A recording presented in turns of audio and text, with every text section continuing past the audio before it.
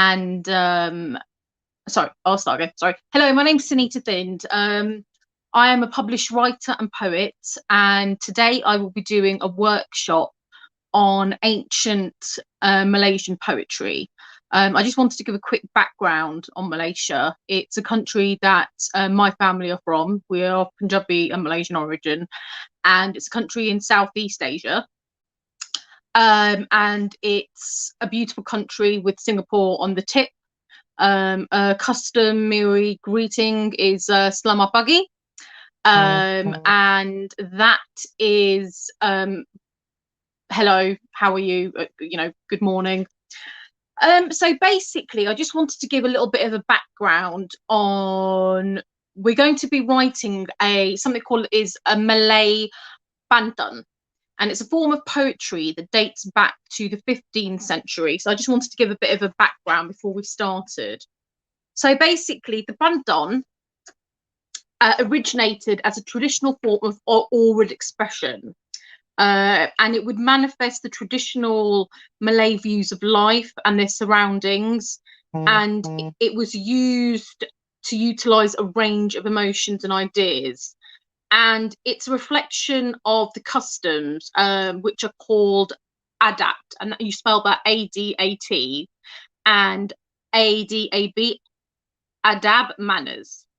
Now, within Malaysian culture, because the main religion is Islam and being Muslim, it's really important to have polite and indirect forms of expression. So generally, you would say that the pantun is used as a customary verbal exchange. So obviously, I'm just going to give you an example of one of those. So pantuns are especially used when courting. And when I say courting, it's romantic relations between a man and a woman. A boy may call to one girl, and if she is clever, she may reply with an even better pantun. And it's basically, it is, as I said, a form of poetry dating back to the 15th century. The poetic form is in 4 lines, and the first and the third line rhyme, and the second and the fourth line rhyme. Now, often the first 2 lines set up the image, and the last 2 lines develop the idea. So I'm just going to give you a reading, and it's supposed to be almost the kind of sing-song form. You can probably have fun with the rhythm, even if you don't always understand the meaning of the words, but I'm going to give you a translation of it orally. So here goes. Jangan cupa cempedak bongkok. Don't curse the bent jackfruit. Cempedak bongkok banyak biji nea. Even a bent one has many fruits. Jangan cupa orang borok. Don't curse a shabby fellow. Orang muda bui nia. He may well be young and gentle. So it doesn't really matter. You don't have to write this in Malay. It's just I'm just giving you an idea of what a pantun is. Now, so basically, I'm just going to give you one more example, and then what I would like you to do is I would like you to write your own pantun. So the next one is large ants in the bamboo cane. Garanga de dalam bulo. Sarai berisi ayat mawa. Large ants in the bamboo cane, a flask filled with rose water. Sampai hasrat di dalam tubuh. When the passion of love seizes me, Tuan sarong jadi penwa. From you alone, I expect the cure. So I've given you a kind of rough background in what a pantun is. As I said before, it is a 4-line poem, and the poetic form, as I said, has 4 lines. The first and the third rhyme, and the second and the fourth rhyme. Often the first 2 lines, as I said, set up the image, and the last 2 develop the idea. And this is, as I said, a poetic form that dates back to the 15th century. So what I would like you to do is see if you can come up with one of your own rhymes in English. It doesn't have to be on anything to do with Malaysia, because obviously you may not be aware of the culture. What I'd like you to do is, it can be on anything, you know. So what I'm going to do is, I'm probably going to give you about 5 minutes to come up with your own one, and I'm going to come up with my own one. And if anyone wants to put anything in the chat, please do. I think that's how it works. So as I said, it can be, I'm just gonna, so if you want to have a start now, so the poetic form is in 4 lines. The first and the third rhyme, and the second and the fourth rhyme. And often the first 2 lines set up an image, and the last 2 develop the idea. So what I want you to do is, I want to give you maybe 5 minutes to come up with your own rhyme. I'm going to come up with my own one.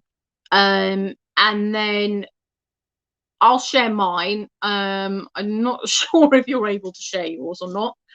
And then, yeah, we'll just take it from there. So what I'm going to do is, I'm going to start the timer now and give you 5 minutes. Remember, it, just have fun with it. It doesn't have to be perfect. It can include things like metaphors, similes, symbols, personifications, anything you want. Just keep it simple. That's the best thing to do. So as I said, the first and the third line rhyme,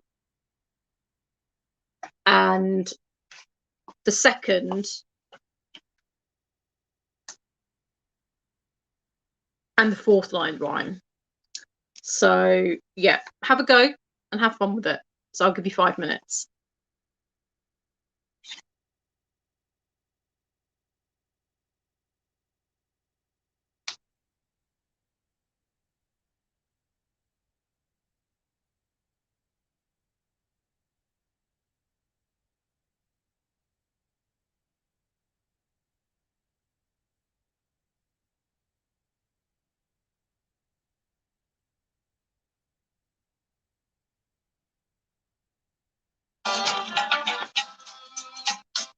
Just putting some music on.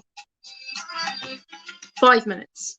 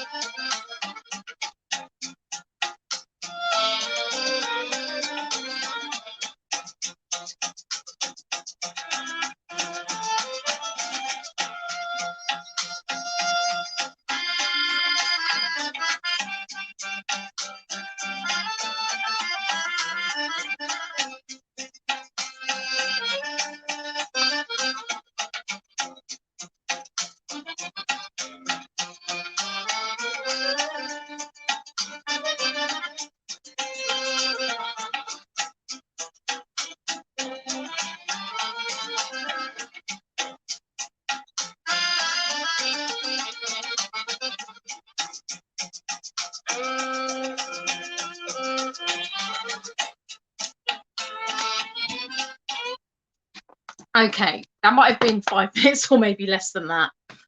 In that time, I wrote my own rhyme. And I wrote it on a piece of fruit called durian. Now, durian is a very spiky Malaysian fruit. It's got massive spikes on the outside, and it literally smells like a, I would say it smells of a rubbish dump. And then you cut it open, and inside it's very thick, yellow, custardy. It's a fruit you love or you hate, but it's a fruit that is very synonymous with Malaysia. So the rhyme I came up with is about that fruit. So I will give you what I've written. Do I have to eat this durian? It is custody and thick. Will it restore my hair and make it slick? Perhaps it will make me sick. So obviously that was just my idea of a pandan. Now what I was thinking was an activity you could probably do on your own is you could write a reply to that pandan. So basically you could be a friend, maybe writing a reply to, like, for me, I would probably come back with a cheeky reply. And that's something you can probably do in your own time if you want to do that. I just wanted to give you a little bit more information about what pandans are, and then I'm going to move on to one. I want to read one or two stories from fairy tales, fables from Malaysia. So I just wanted to give you a little bit of background. So Malaysia is on the most southern tip of Eurasia and split by the South China Sea, and it borders Thailand and Indonesia. And the poetry goes back to the 14th century, and it is indigenous poetry, and it's highly developed and used in many forms. So, as I said before, it can be used as an expressive tool, and it's used extensively in Malay songs. The skill is, as I said, performing and reciting it in a suggested form like singing. Now, so that is that part of it, which was shorter than I thought it would be, but that's good because that gives me a chance to read you one or two very, very short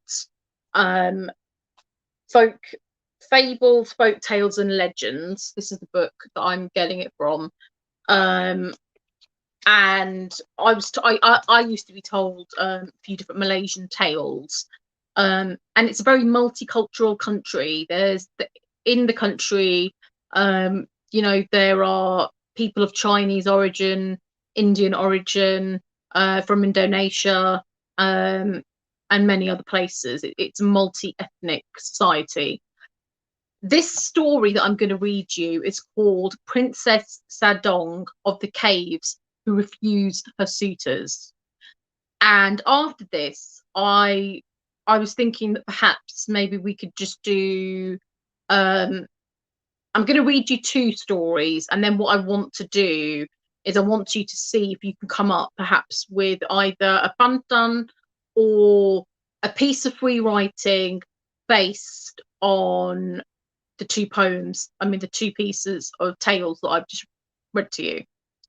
So, Princess Sadong, spelled Sadon, of the Caves Who Refused Her Suitors.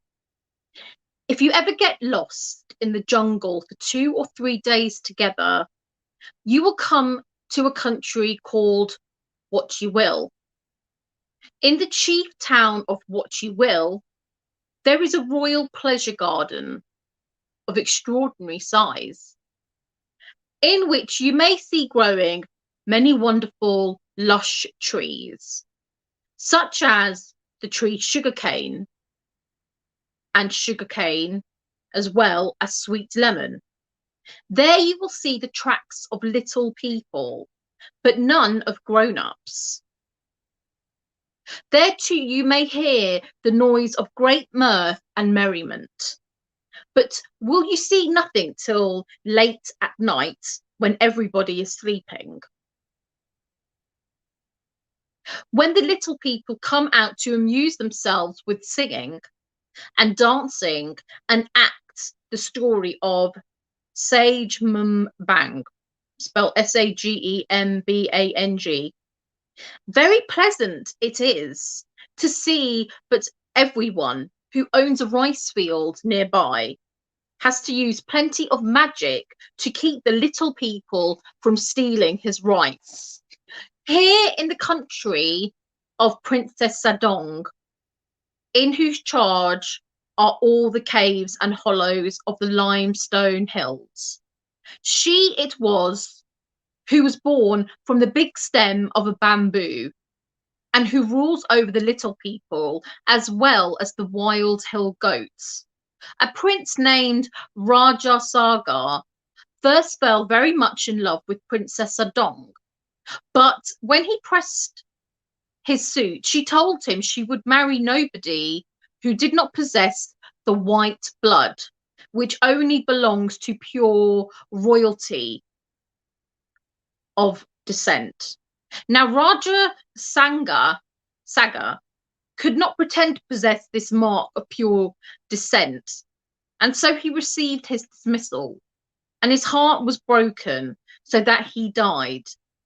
Afterwards, the prince who was born in the foam asked Princess Sadong to marry him, but the princess refused him also. Moreover, she lost her temper and scratched his forehead with the point of her dagger, so that he fled to a far country. Here he settled for many years, became a powerful monarch, but he could not forget Princess Sadong, and so he returned to her country and besought an audience. Now, when the princess saw him, she recognized him by the scar upon his brow and commanded one of her bodyguards to kill him, and thus the foam prince died. So this is one of the many fables and tales collected, and basically the tales themselves are quite obvious to the reader. There was usually a village storyteller designated by his Malay audience who may tell the tale in the words of his choosing. Again, it's going back to oral tradition. So what I thought might be quite nice is you could do one of two things with that. You could write in free form, perhaps a poem or a piece of prose, maybe describing Princess Dong, because she's not actually described in the actual story itself. It's only 2 pages, and remember, again, it was from oral tradition, and obviously you wouldn't know what she would look like in traditional dress, but generally she would have, I would presume, black hair, brown skin, brown eyes. The Malay people, they're called Bumiputras, and that, I think that refers to something called Brothers of the Soil, and they're given special privileges in Malaysia. Now, as I said, one of the things you could do is you could write a poem or a piece of prose about Princess Sadong. So that's all the foam prints. It's completely up to you. That would be quite a nice thing to do, I think. And I think after I've read to you one of the second fairy tales, what I'm going to do is I am going to suggest doing a similar thing. Now, this one is called Sister Island, and it's a folk tale from Singapore. So Singapore is on the tip of Malaysia, right at the end, and it's a port city, well, country, harbour, with a big Chinese population, but there are also other cultures in there, Malaysian, Indian. So I'll just get into it. Imagine, and it's called Sister Island. Imagine a long time ago when you were not born, your parents were not born, your grandparents were not born, and even your great-grandparents were not born. In fact, Singapore was not even called Singapore. It was called Temasek. Temasek. It was mainly a fishing village, just like the other islands around it. One On one of these outer islands, there was a small village. In this village was a poor widow, and she lived with two of her daughters, Minay and Linay. Linar. Their father had died when they were very, very young, and it was a hard life, and the mother struggled to feed them all. As they grew older, they helped her in her village garden to grow tapioca, sweet potatoes, and chilies. They would go into the jungle to pick fruit, and it was a very tropical and humid environment with heavy rains and lots of sun. Coconuts, durians, and bananas were plentiful, but they always looked forward to picking rambutans. And rambutans I would describe as a hairy strawberry. That's what it basically looks like. And then you peel it open, and inside, it's very similar to a lychee, so it almost looks like a eyeball. And you eat that, and it's supposed to be very sweet. Durians and mangosteens. When these were in season, they also learned to fish from the rocks. Everything they did, and they did together. They led a simple but happy life, playing games like Five Stones and Ting Ting, which was a form of hopscotch, and they were inseparable. Their mother would constantly worry about them, especially about their future, when she would no longer be around. Minay, the elder of the two sisters, would always comfort her, telling her that she would look after the younger sister, Lena. As they reached their teens, their mother told them that it was time for them to get married so that their husbands could look after them. Then she could die in peace. But the two sisters did not want to be separated. They told their mother they would only get married to two brothers, and that way they would never be separated. Their mother reluctantly agreed, and word went out to all the other outlying islands, and even to the big island of Temasek, Singapore. Mainly, suitors came as they had not heard only about the sisters' beauty, but about their kind and gentle nature. But none of them were brothers, and the sisters rejected everyone. Not long after, their mother died, leaving the sisters no choice but to live with their uncle on another island. The two sisters grew even closer, renewing their vow to remain together always. Things were never the same. The villagers on the island lived in constant fear of the people of the sea, the orang laut, which is spelt ORNG space LAUT, some of whom were sea pirates.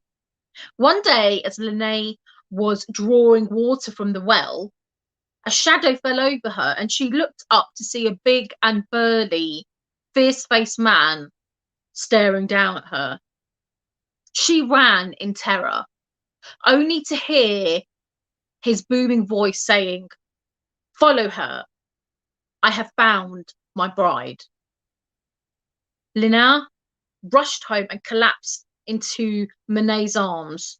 "Tolongka, help, sister. Tolong Patchik, help, uncle," was all she could keep repeating. Then a voice was heard outside their door. Their uncle went out, and some conversation ensued. He came back, looked at the two sisters, and said helplessly, "That was the chief of the pirates. He intends to come back to take Lina away as his bride." Lina and Minay cried, "Do something, Patrick, uncle." But their uncle could not help. He was powerless against the pirate chief, and the villagers would suffer if the pirate chief's wishes were not granted. The sisters did not sleep that night.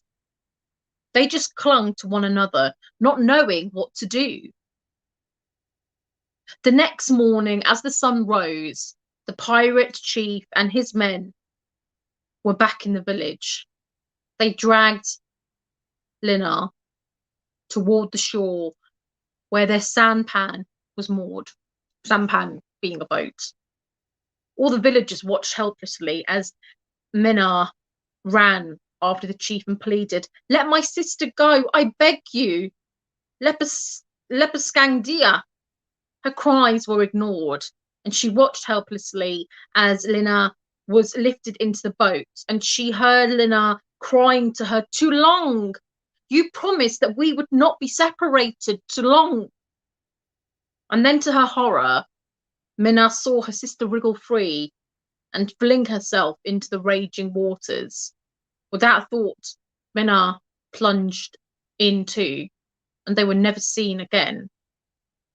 The next day, the villagers saw something that they had never seen before.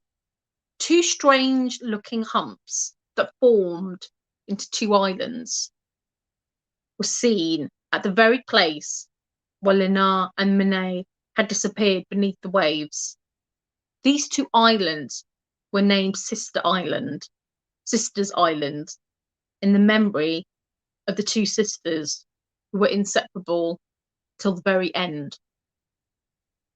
Now, that poem really had quite an impact on me. I found it to be quite an emotional poem.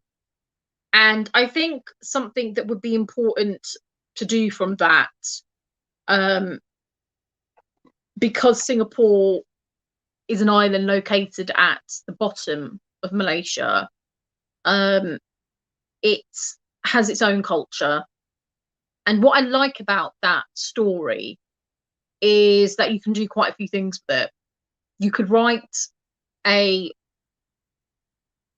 4-line fun done, perhaps, about the story I've just read you about Sister Island, or Princess Sadong. So you've got 2 activities you could do there, and I'll probably give you maybe 5 minutes to do that. It only has to be 4 lines, or some element of that Sister Island poem. Maybe it could be about the relationship between the 2 sisters, or again going back to Princess Sadong and the Foam Prince.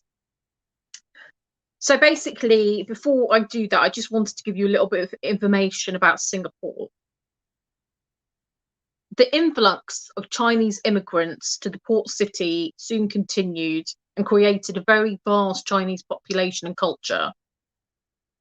Chinese, Malay, Indian, and Eurasian.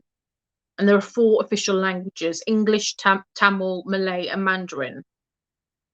The use of Mandarin Chinese is being promoted because this language has been adopted as the official language of the Chinese by the main island. So basically, the symbol of Malaysia is a merlion. The lion part is half here, and then it's got the tail of a fish, hence why, yeah, it's called a merlion. So basically, what I wanted to do was, I'm going to give you maybe 5 minutes to come up with a fun done. So remember, it's a 4-line poem from the 15th century. And remember, the poetic form is 4 lines, the first and the third rhyme, and the second and the fourth rhyme. Okay, so it only has to be 4 lines. So you could write, if you wanted, 2 fun duns or 1. So I'll probably give you 5 minutes to write that, because I think it doesn't really give you a lot of time, but you've heard both of the stories, and obviously this workshop is supposed to be on Malaysian and Singaporean customs, fairy tales, and ancient poetry, which this is. So I'm going to give you 5 minutes to do that. You know, again, if you can't share it with me, I guess, you know, it's a bit difficult. You know, feel free to share the poetry with anyone in your family online. It's your work. So I'm going to give you a few minutes to do that. And I'm going to be doing one myself, which I will be sharing. So if I just give you a bit of that time.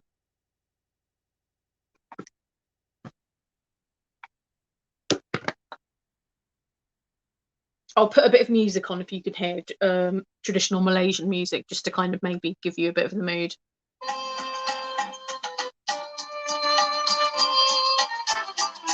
Five minutes, or roughly.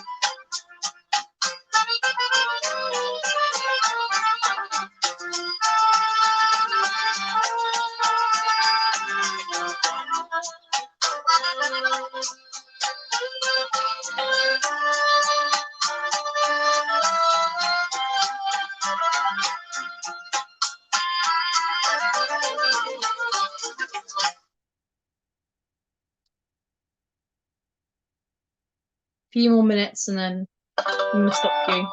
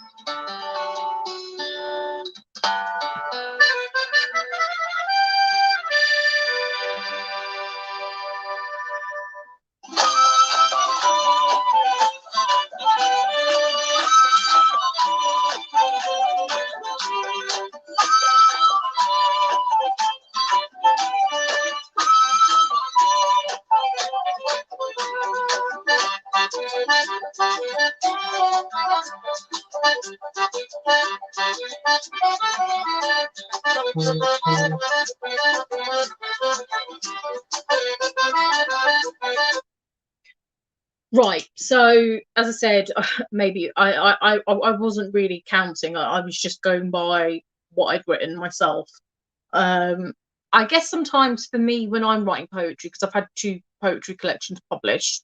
One is called The Coconut Girl by Wild Press Books, and the other one is called The Barging Bedina Poems by Black Pear Press. When I tend to write my type of poetry, mostly it's free form, as I don't like to kind of confine myself to things with rules. But I've actually found this quite interesting to do, and I know that people from a French origin, back in I think the Victorian times, took the tradition of the bandun, and came up with their own types of poetry because they were interested in the form itself. And remember, again, it's an oral tradition that's supposed to rhyme. It's supposed to be full of wit and humour and kind of sing-songy. So I'm not going to sing it, but I'm going to share with you the poem that I've written, and it's on Princess Sadong. Princess Sadong, was she wrong? With her hair like moonlight, to long for a suitor who would never belong, as bright as a twilight night.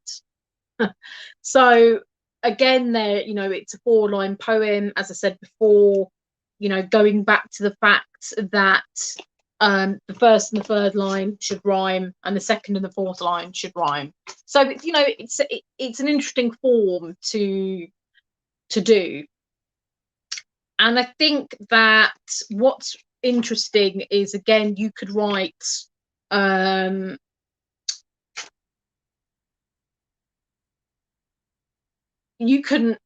it doesn't have to be, as I said, based on Malaysian culture. It's just the form of the poem.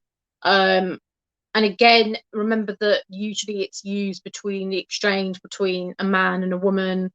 And I guess it's a type of kind of courtship love language in a way.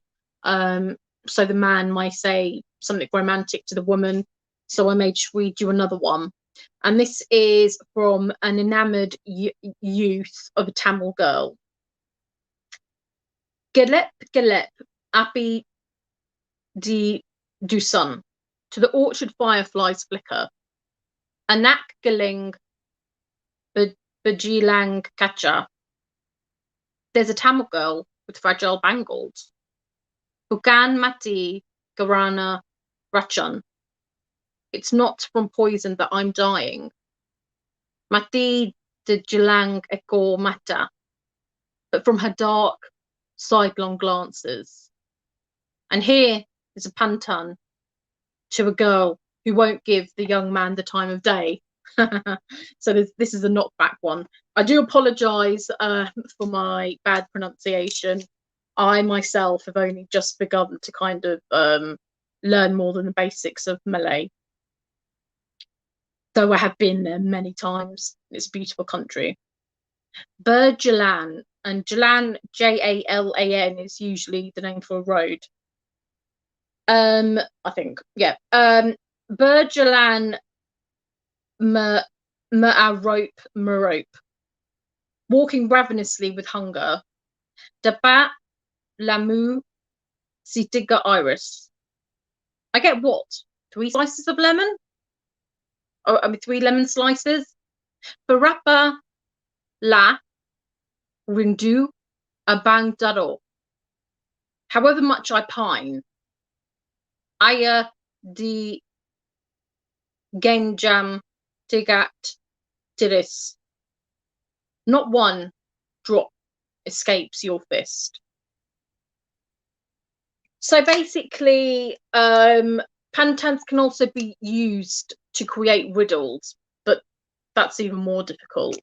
So basically, I'm just going to read you, and I think we're probably going to be finishing kind of a bit soon. So I may get you to do an activity before we go. So this one is,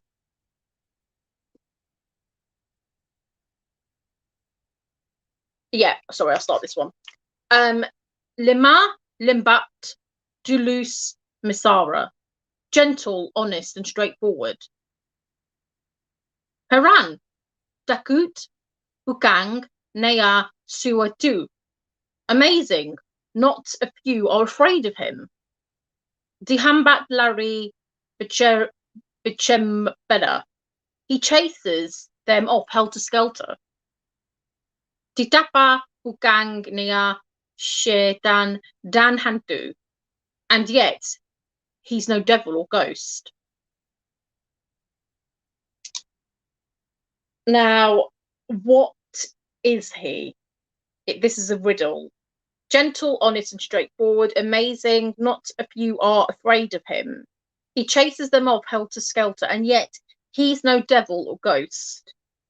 I don't think I would have got this, but the answer to the riddle, and this is a form of a pantan, is rain.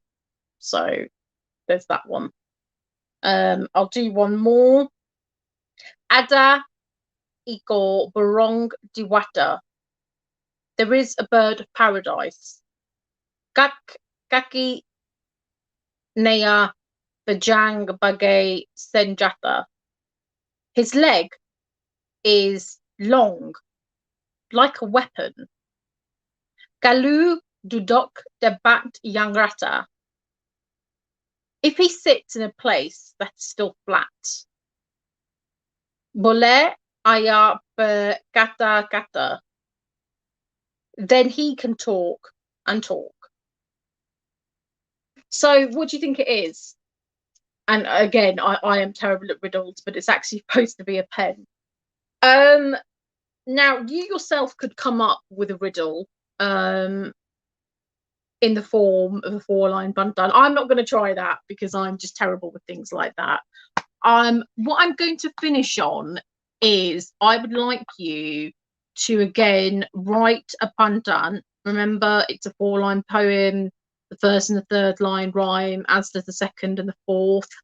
Try and think about making it exciting, making it snappy, and giving it a bit of kind of a bit of zest, because it's supposed to be something. And think about your performance, you know, remember it's supposed to be like a sing-songy thing. It's a form of communication. It's a form that's supposed to be witty and interesting.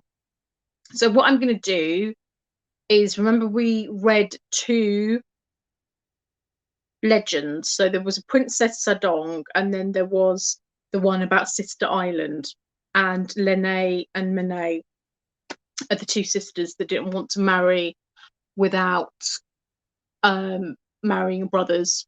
Okay, so I'm gonna, this is what I'm gonna be finishing on, is I am going to give you again 5 minutes to come up with your own undone, your own rhyme, your own piece of prose, whatever you want it to be. I am going to be writing one myself, which I will share, and then I'm just going to round up and finish off and tell you perhaps maybe if you're interested in this, where you can learn more about it, and get in contact with me, because it's something that I will be doing. I'll be writing my own collection of Malaysian Punjabi fusion poetry, but from the point of view of almost being not a foreigner quite so, but being somebody who is of multifaceted identities, and communicating my ideas through growing up in a country, between countries. So again, I'm going to give you a few minutes to come up with your own poem, and then I'm going to read mine. Okay, so I'll put the music on.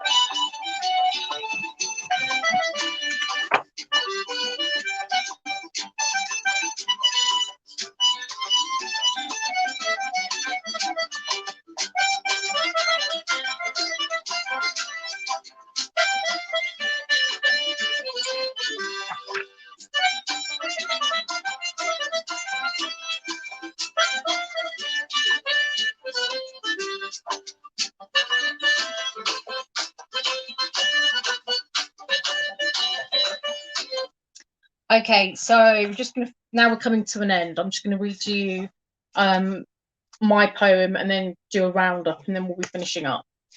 So I wrote my second Bandung, sorry, as from the second tale I read you, which was called Sister Island. And there were lots of tropical islands. There are hundreds of tropical islands around Malaysia, places like Langkawi, Bungor, Bula, Pulau means island. So I just thought I'd give you that bit of trivia. So this is mine. I wouldn't say I'm the best at this, but you know, I'll give it a go. Minna and Lina, sisters eating mangosteen and rambutan. Sister islands they became, yet how could they escape and formulate a plan where they dance in vain? I thought that wasn't too bad. So again, we're coming to the end now. So I just want to round up what you've learnt. So again, as we said, we went through a Bantan, which is first and third line rhyme, as well as the second and the fourth line. And again, it's an oral tradition of passing down these rhymes and stories through oral storytelling, dating back to the 14th and 15th century. It's used in schools in Malaysia for children to come up with their own and as part of their culture. As I said before, so if it's something that you are interested in, there are two great books that I would recommend. This is the first one, and it's called The Singing Top, and it's tales from Malaysia, Singapore, and Brunei. You can find it on it's retold by Margaret Reed MacDonald, and you can find it probably on Amazon. And the other book was Malaysian Fables, Folk Tales and Legends. So this is the other book. And so I'll be finishing there. I hope you've enjoyed it. I will be researching, as I said, more about my Malaysian and Singaporean heritage, where most of my family come from. And as I said, I do have two poetry books out. One is called The Coconut Girl by Coconut Girl by Wild Press Books. You can get that on Amazon, and you can also get it from the Book Depository. And I have another book called The Barging Buddhi and Other Poems.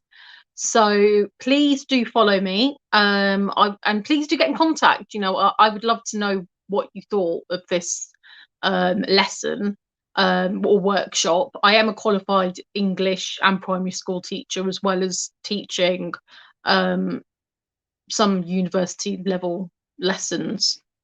So you can follow me at Sunita Thind, and that's all one word, on Instagram.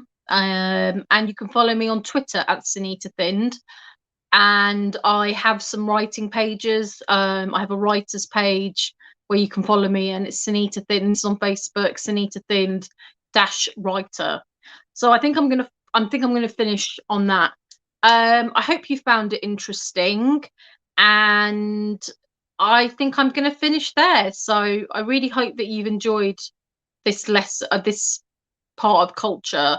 For me, I found it very eye-opening and really interesting to learn about areas of a country that I've been to many times, but it's only till recently that I've really tapped into other aspects of the literature. And it's a very beautiful country. Both Singapore and Malaysia are lovely countries. So yeah, I think I'm going to leave it there. So I just want to say thank you very much for this opportunity that I've been allowed to partake in with South Asian Heritage Month. You know, South Asian stories matter, poetry, representation is really important. So thank you so much for listening to me. Thank you.